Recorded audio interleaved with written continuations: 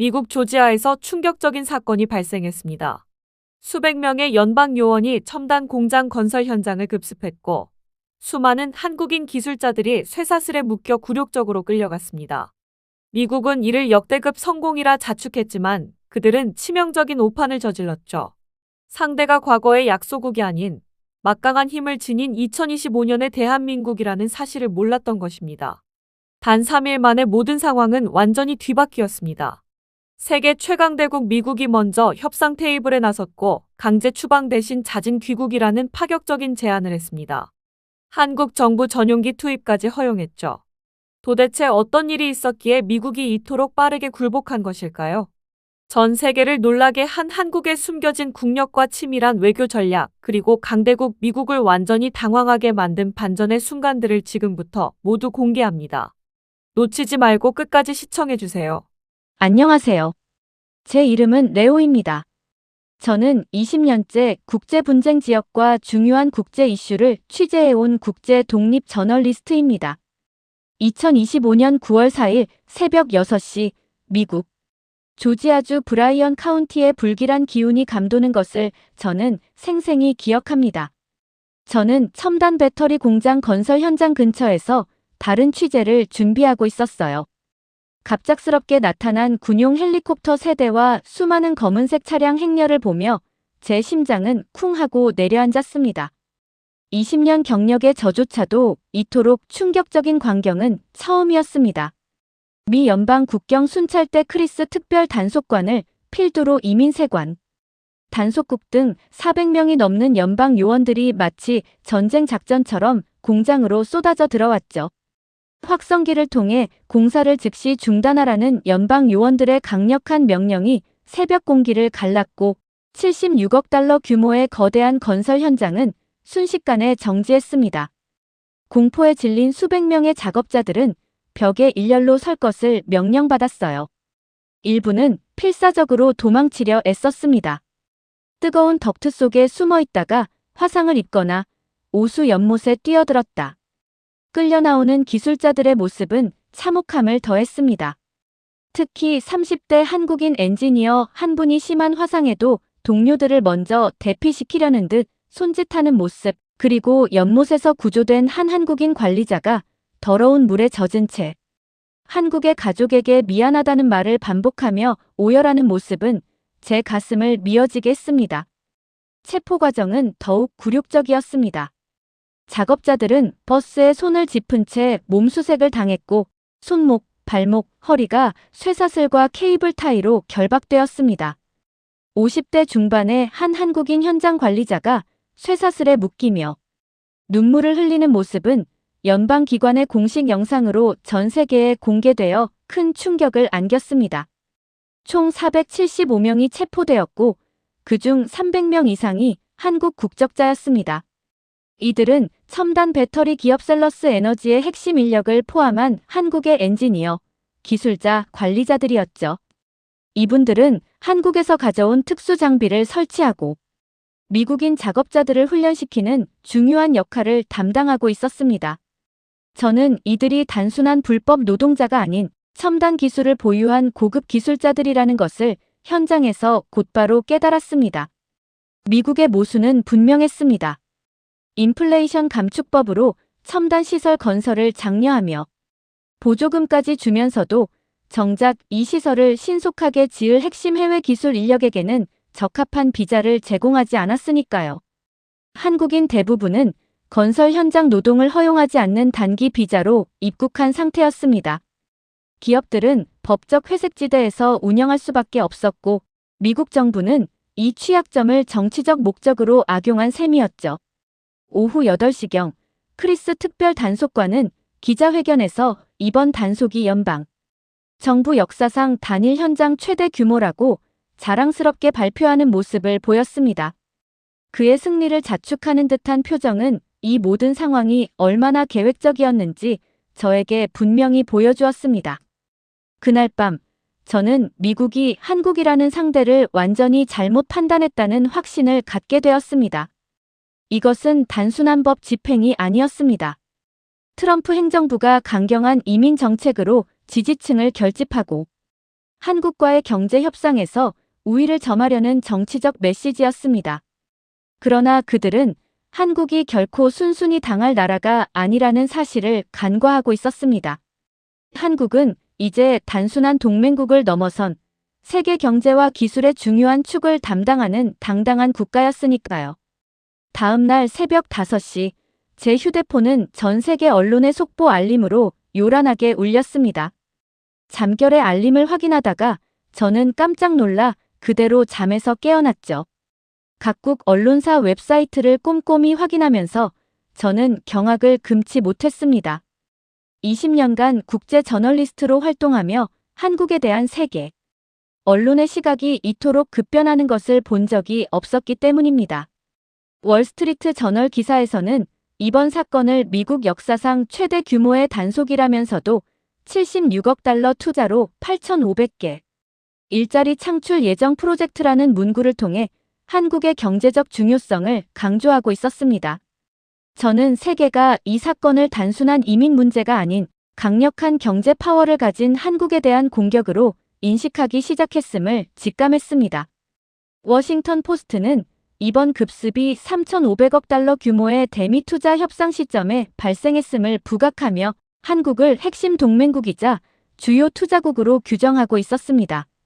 한국이 더 이상 약소국이 아니라 미국과 대등한 경제 파트너로 인식되고 있다는 명확한 신호였죠.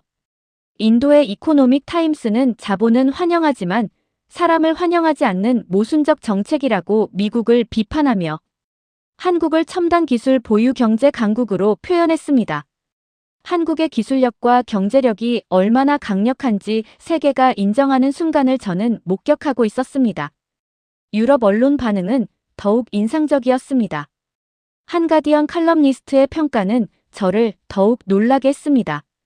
그는 한국이 더 이상 누군가의 그늘에 숨어있지 않으며 자국민과 국익을 지킬 줄 아는 당당한 국가로 성장했다는 글을 쓰고 있었어요. 서구 언론이 한국을 이렇게 높이 평가하는 것은 전례 없는 일이라 소름이 돋을 정도였습니다. 도이체 벨레는 미국의 예측 불가능성에 맞서는 한국의 체계적 대응을 극찬하는 기사를 내보냈고 프랑스 24는 한국, 동맹국에서 경쟁국으로라는 분석으로 한국의 위상 변화를 조명했습니다. 이 모든 보도는 한국의 국가적 위상이 과거와는 비교할 수 없을 정도로 성장했음을 명확히 보여주고 있었습니다. 가장 놀라운 변화는 아시아 언론의 반응이었어요. 일본의 재팬 타임스는 한국 사회를 뒤흔든 충격적 사건이라면서도 한국 국민들의 단결된 반응과 논리적이고 체계적인 반발이라는 표현으로 한국 사회의 성숙함을 인정했습니다. 일본 언론이 한국을 이렇게 평가하는 모습은 저에게 매우 신선하게 다가왔죠. 오전 10시경, 저는 본사로부터 각국 언론 반응을 종합 분석해달라는 긴급 요청을 받았습니다. 저는 제 보고서에 정말 놀라운 변화가 일어나고 있다. 한국에 대한 세계의 인식이 완전히 바뀌고 있다. 고 강하게 강조하며 한국이 이제 미국과 대등한 경제 파트너이자 당당하고 자주적인 외교를 펼치는 국가로 평가받고 있음을 역설했습니다. 이 모든 것은 한국의 외교력과 경제력 그리고 무엇보다 국민들의 자긍심이 만들어낸 변화라고 저는 확신했습니다. 오전 중에 전 세계 언론을 통해 한국의 위상 변화를 확인한 저는 오후에 접한 소식들에 더욱 놀라움을 금치 못했습니다. 제 휴대폰에 뜬 다음 뉴스 알림은 한국 온라인 커뮤니티의 반응을 다룬 외신 보도였습니다. BBC는 한국 네티즌들의 댓글을 직접 번역하여 보도하고 있었는데 그 내용은 우리가 76억 달러 투자해서 미국인 일자리 8,500개 만들어주는 건데 이런 식으로 나오면 중국으로 가겠다는 것이었습니다. BBC는 이를 한국 국민들의 논리적이고 정확한 상황 파악이라고 평가하고 있었습니다. 저는 서구 언론이 한국 국민들의 수준을 이렇게 높이 평가하는 것을 본 적이 없었기에 깊은 감탄을 금치 못했죠. 로이터 통신 역시 한국 국민들은 단순한 감정적 반응이 아니라 경제적 논리와 국제 정세를 정확히 파악한 성숙한 대응을 보이고 있다고 분석하며 한국 사회의 발전상을 부각했습니다. 오후 2시경에는 프랑스의 르몽드, 독일의 슈피겔, 영국의 파이낸셜 타임스, 뉴욕 타임스 등 유럽과 미국의 주요 언론들이 한국의 당당한 외교, 미국과 대등한 협상력, 기술 강국, 21세기 글로벌 경제의 독립적 행위자로서의 위상을 연이어 보도하며 한국에 대한 평가를 한층 더 높였습니다. 특히 뉴욕 타임스 칼럼에 실린 한국은 더 이상 미국의 그늘에 숨어있는 나라가 아니다라는 문장은 제 가슴을 뜨겁게 만들었습니다. 미국 대표 언론이 한국을 이렇게 높이 평가하다니 믿기지 않는 일이었습니다. 한국의 주권과 영향력이 세계적으로 인정받는 순간이었습니다. 오후 3시경부터는 미국 내 한인 사회의 반응이 본격적으로 보도되기 시작했습니다.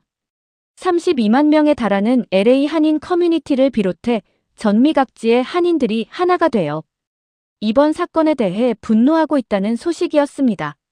미주 중앙일보와 라디오 코리아는 한인 사회가 단순한 분노를 넘어 체계적인 대응에 나서고 있다고 보도했습니다.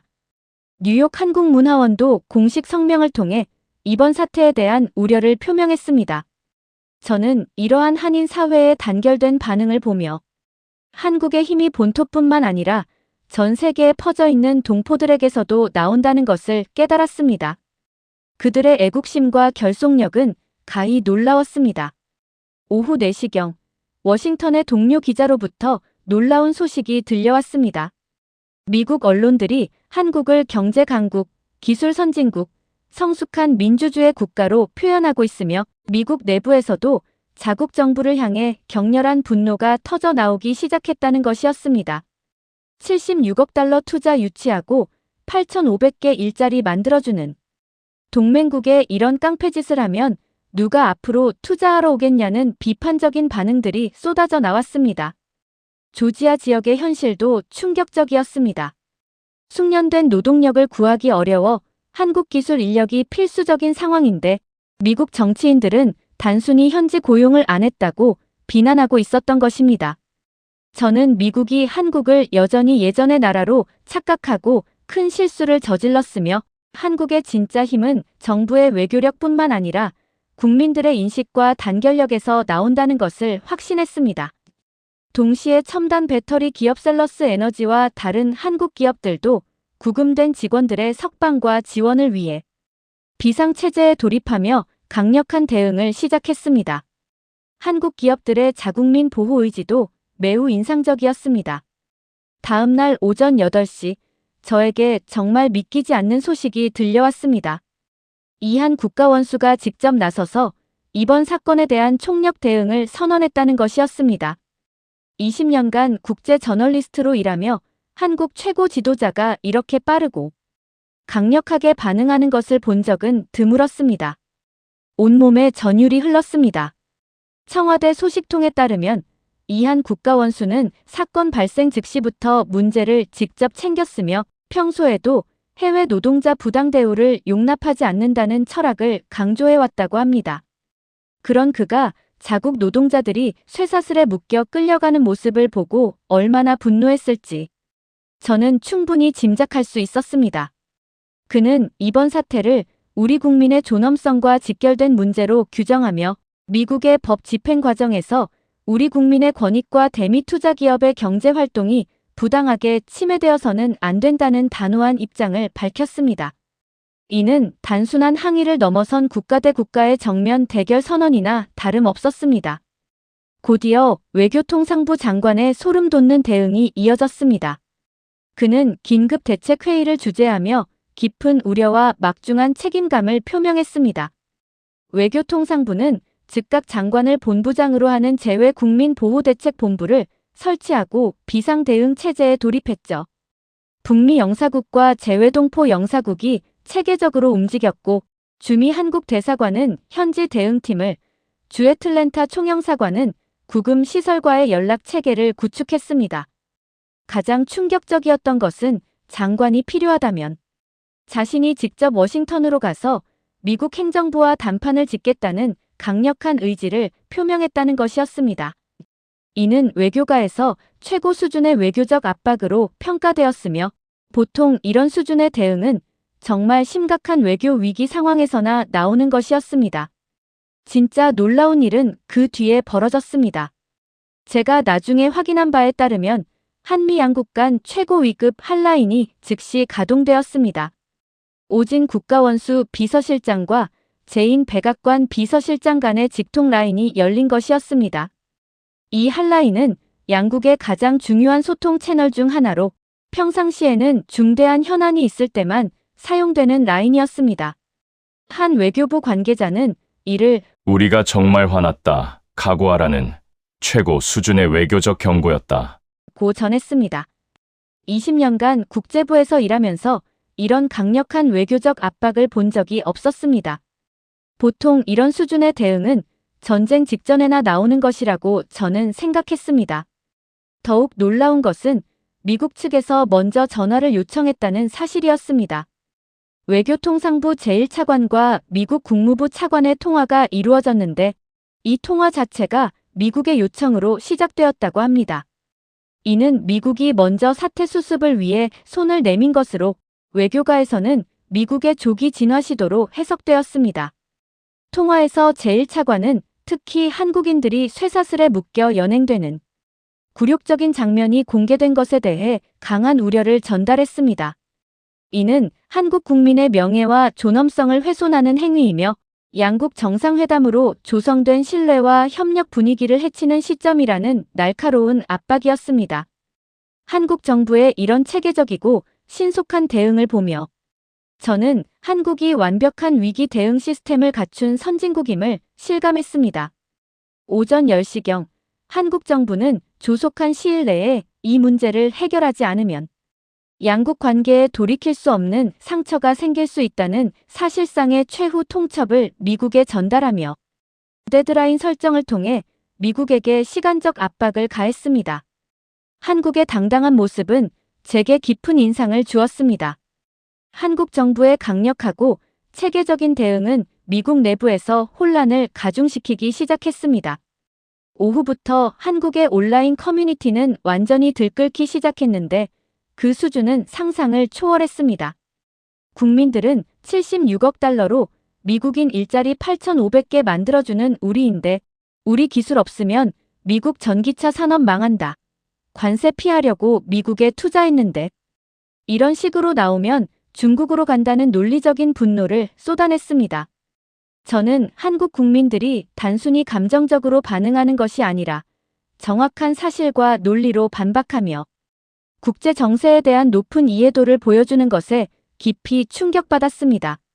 미국이 중국과의 기술 패권 경쟁에서 우위를 점하려면 우리 기술이 필요한데 우리 기술자들을 범죄자 취급하는 건 자기 발등 찍기다와 같은 날카로운 분석은 한국 국민들이 자신들의 경제력과 기술력에 대해 정확히 인지하고 있었고 이를 바탕으로 당당하게 맞서고 있음을 보여주었습니다. 첨단 배터리 기업 없으면 미국 전기차 시장 망한다. 우리 반도체 없으면 미국 IT 산업 돌아가나와 같은 댓글들은 한국의 국력이 얼마나 큰지 단적으로 드러냈습니다. 저는 한국의 진짜 힘이 정부의 외교력뿐만 아니라 국민들의 이러한 인식과 단결력에서 나온다는 것을 깨달았습니다. 이러한 한국의 압도적인 대응은 미국 내부의 분위기를 완전히 바꿔놓았습니다. 저녁 무렵 워싱턴의 동료 기자는 국무부가 완전히 패닉 상태이며 한국의 반응이 예상보다 훨씬 강력하여 모든 것이 뒤바뀌고 있다고 전했습니다. 한 국무부 관계자의 말에 따르면 한국의 이번 대응은 예상을 훨씬 뛰어넘는 수준이며 정부뿐만 아니라 국민들까지 하나가 되어 움직이고 있어서 상당히 당황스럽다고 토로했다고 합니다. 백악관에서도 이 문제를 주목하며 한국과의 관계가 틀어지면 경제적 타격이 클 것이라고 우려하기 시작했습니다. 특히 76억 달러 투자가 무산되면 조지아주에만 8,500개 일자리가 사라진다는 사실은 정치적으로 큰 부담으로 작용했고 조지아주 선출 의원들은 백악관에 직접 전화를 걸어 항의하며 지역 경제에 치명적인 타격을 경고했습니다. 저는 미국이 한국을 만만하게 봤다가 완전히 잘못 계산했다는 것을 깨달았습니다. 그들은 한국을 여전히 과거의 약소국으로 생각했던 것입니다. 이와 동시에 한국 기업들의 대응도 계속되었습니다. 첨단 배터리 기업 셀러스 에너지의 최고 인사. 책임자는 구금된 직원들의 조속한 석방이 최우선 과제라며 조지아로 직접 날아갔습니다. 이 관련 기업 또한 부당하게 구금된 직원들에 대한 지원을 아끼지 않으면서 이번 사건이 한국의 대미 투자 전반에 미칠 영향을 심각하게 우려했습니다. 다음 날 오전, 더욱 충격적인 소식이 들려왔습니다. 한국 정부가 구금된 한국인들을 정부 전용기로 데려오겠다며 전세기 투입을 검토하고 있다는 것이었습니다. 저는 이 소식을 듣고 감탄했습니다. 이는 단순한 수송 수단이 아니라 미국에게 우리 국민을 건드리면 어떤 일이 벌어지는지 똑똑히 보라는 강력한 정치적 메시지였습니다. 한국이 자국민 보호를 위해서는 어떤 조치도 마다하지 않겠다는 강력한 의지의 표현이었습니다. 오후 3시경에는 대한민국 국회 재외동포위원회 위원장은 한국이 미국의 주요 동맹국이자 투자국으로서 그 위상에 걸맞은 존중을 받아야 한다며 이번 사건이 한미동맹의 근간을 흔드는 중대한 사안이라고 규정했습니다. 야당에서도 비슷한 초당적인 목소리가 나오며 한국 사회의 성숙함과 단결력을 보여주었습니다. 이 순간 미국은 완전히 항복하기 시작했습니다.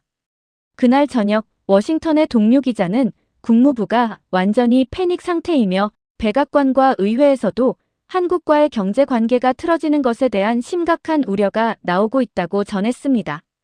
특히 조지아주 선출 의원들의 압박은 절정에 달했습니다. 국무부 관계자는 비공식적으로 한국이 이런 나라인 줄 몰랐다. 우리가 완전히 잘못 봤다. 라고 인정했습니다. 미국 언론들 또한 핵심 동맹국과의 관계가 파국으로 치닫는 것을 원치 않았다는 분석을 내놓으며 미국이 사실상 백기를 들었음을 시사했습니다. 결국 미국 측에서 먼저 협상 테이블에 나서겠다는 신호를 보내왔고 저는 미국이 한국의 압박에 완전히 굴복했음을 깨달았습니다. 미국은 단속을 통해 국내 정치적 목적을 달성한 후 동맹국과의 관계, 파국을 막기 위해 서둘러 사태를 수습하려 한 것이었습니다. 2025년 9월 7일 일요일 오전 10시, 저는 평생 잊지 못할 순간을 목격했습니다. 오진 국가원수 비서실장이 청와대에서 공식 발표를 통해 한미 양국이 합의에 도달했음을 알렸습니다. 구금된 한국 국민들이 자진 출국 형태로 조속히 귀국할 수 있게 되었다는 소식이었습니다. 저는 단 3일 만에 이런 결과를 만들어낸 한국의 외교력에 전율했습니다. 자진 출국은 더욱 놀라웠습니다. 20년간 이민 사건을 취재하며 강제 추방 대신 이를 얻어낸 사례는 거의 없었으니까요. 이는 미국이 사실상 자신들의 잘못을 인정한 것이나 다름없었습니다. 강제 추방은 최대 10년간 재입국 금지라는 낙인을 찍지만 자진 출국은 추방 기록을 남기지 않아 한국인 기술자들이 나중에 합법적인 비자를 받아 다시 미국에 올 수 있다는 뜻이었습니다. 이번 사태의 근본적인 원인은 미국의 비자 제도에 있었죠. 한국 기업들이 필요로 하는 전문 기술 인력에 대한 비자 쿼터 부족은 이전 정부 때부터 제기되어 왔지만 해결되지 못했습니다. 트럼프의 딜레마도 심각해 보였습니다. 그는 선거 때 이민자들을 쫓아내겠다는 선동으로 표를 얻었지만 국익을 위해서는 전문 인력을 받아들여야 하는 모순적인 상황에 직면해 있었으니까요. 미국 상공회의소와 여러 투자 전문가들은 이번 사건이 향후 해외 투자 유치에 부정적인 영향을 미칠 것이라는 우려를 표했고 미국이 과연 신뢰할 수 있는 투자처인지에 대한 근본적인 의문을 제기하는 목소리도 높았습니다. 저녁 무렵 한국 정부는 행정 절차가 마무리되는 대로 전세기를 투입해 자국민들을 신속하고 안전하게 귀국시키겠다고 공식 발표했습니다. 전세기 투입은 단순한 수송 수단이 아니었습니다. 그것은 미국에게 우리 국민을 건드리면 어떤 일이 벌어지는지 똑똑히 보라는 강력한 정치적 메시지를 던지는 행위였죠. 저는 이번 급습이 장기적인 사법 처리가 아닌 강력한 정치적 메시지 전달 목적이 컸다는 분석에 깊은 설득력을 느꼈습니다. 트럼프의 정치적 계산은 완전히 빗나간 것이었습니다. 미국은 단속 후 핵심 동맹국과의 관계 파국을 원치 않았던 것이죠. 결국 미국이 한국을 만만하게 봤다가 큰 코 다친 셈이었습니다. 자진 출국은 양측 모두에게 실리와 명분을 안겨준 외교적 타협이 산물이었지만 진짜 승자는 명백히 한국이었으니까요. 한국의 국력과 위상이 얼마나 강력한지 전 세계에 보여주는 쾌거였죠. 다음 날 아침 월스트리트 저널 등 각국 언론은 한국의 신속하고 효과적인 외교적 대응과 협상력을 높이 평가했습니다. 한국이 더 이상 누군가의 보호를 받는 나라가 아님을 증명했다고 분석하는 목소리가 높았죠. 한 달 후 열린 한미 정상회담에서 미국은 한국을 대하는 태도가 완전히 달라져 있었고 진정한 파트너로 인정하기 시작하는 모습을 보였습니다. 몇 달 후 한국을 방문한 저는 서울 시내 곳곳에서 느껴지는 자신감과 자부심에 깊은 인상을 받았습니다. 지하철에서 만난 한 시민은 이번 사건을 계기로 우리나라가 정말 대단한 나라라는 것을 새삼 느꼈다고 말했습니다. 미국도 함부로 건드릴 수 없는 당당한 나라라는 것을 깨달았다는 그의 말에서 저는 한국 국민들의 자긍심을 느낄 수 있었죠. 저는 이번 사건이 단순한 외교적 해결을 넘어 한국의 국제적 위상을 완전히 바꿔놓았음을 깨달았습니다. 한국은 이제 자국민과 국익을 지키기 위해서는 어떤 강대국과도 맞설 각오가 되어 있는 당당한 강국이었습니다. 그리고 세계도 그 사실을 인정하기 시작했죠. 이 사건은 미래의 지정학적, 경제적 분쟁이 어떻게 전개될 수 있는지에 대한 중요한 시사점을 제공했습니다. 한국의 진짜 위상을 전 세계에 각인시킨 완벽한 승리로 역사에 기록될 것이라고 저는 확신합니다. 여러분, 오늘 우리는 조지아 급습 사건이라는 충격적인 사연을 함께 나누어 보았어요. 우리 한국인 기술자들이 겪었던 억울함과 고통, 그리고 그 상황을 극복하기 위한 한국 정부와 국민들의 뜨거운 노력을 보셨을 거예요.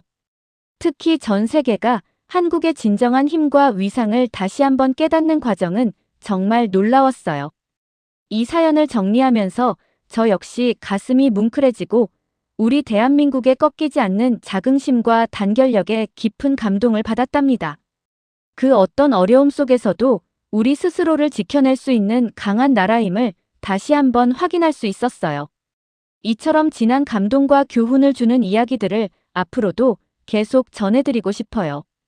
그러니 이 영상이 좋으셨다면 좋아요 버튼 꾹 눌러주시고요. 아직 구독하지 않으셨다면 구독과 알림 설정도 꼭 부탁드려요.